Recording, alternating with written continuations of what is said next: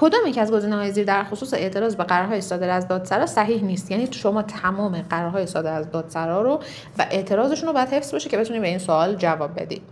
موادی که توش ازش ما باید استفاده بکنیم ماده 80 تبصره 2 ماده 81 ماده 104 226 242 و 270 هستش. یعنی همه این مواد رو شما باید جمع کنید که بتونید به این سوال جواب بدید.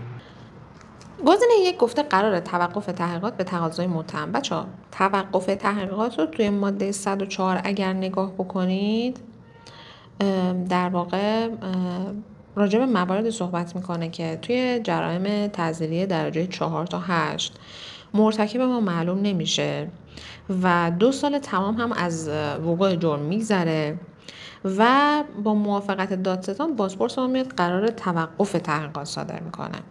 این قرار توسط شاکی قابلیت اعتراض داره، یعنی اینکه اگه تو حقوقم نمیخوندی اینو متوجه میشدی که چه اتفاقی افتاده. قرار صادر شده که تحقیقات متوقف بشه، یعنی ما فعلا دست نگه داریم تحقیقات در خصوص یک جرم انجام ندیم، بعد من متهم که اون جرم رو انجام دادم و تحقیقاتم متوقف شده بیام اعتراض بکنم بگم نه من میخوام راجع به جرمم تحقیقات رو انجام بدید. اصلا عقلانی نیست همچین چیزی که من بیام به توقف تحقیقات اعتراض بکنم بگم که نه من میخوام به جرمم رسیدگی بشه، تحقیقات راجبم انجام بشه. پس قرار توقف تحقیقات به تقاضای متهم نیست، به تقاضای شاکی میتونه ظرف مهلت مقرر قابل اعتراض باشه. پس همین گزینه 1 خط میخوره میشه گزینه صحیح ما، چون گفته کدومشون صحیح نیست و این جمله غلطه. بقیه رو بررسی کنیم. گزینه 2 گفته قرار تامین خواسته به تقاضای متهم که طبق ماده 270 قابل اعتراضه. قرار موقوفی تعقیب به تقاضای شاکی ماده 270. قرار تعلیق تعقیب تبصره 2 ماده 80. قرار بایگانی پرونده ماده 80.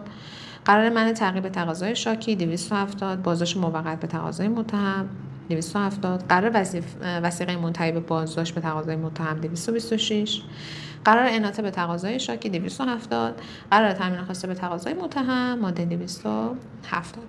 پس این سوال برعکس اینکه خیلی نشون میداد ماده های مختلفی رو شما باید استفاده بکنید، صرفا با یک تجزیه و تحلیل ساده میتونستیم به جواب برسید، ولی نکات و موادی که ازش سوال مطرح شده بسیار بسیار مهمن. همون ماده 270 و مواردش، هم ماده 226 ماده 104 که بسیار مهمه، ماده 80 81 که قبلا هم راجع بهش صحبت کردیم. پس این مواد بسیار مهمی هستن و بهش توجه بکنید. جدای از اینکه توی این سوال اومدن خودشون به تنهایی میتونن در واقع موضوع یک سوال باشن، همونطور که توی سالهای گذشته هم دیدین و توی همین امسال هم مثلا این ماده 270 ما سوال داشتیم.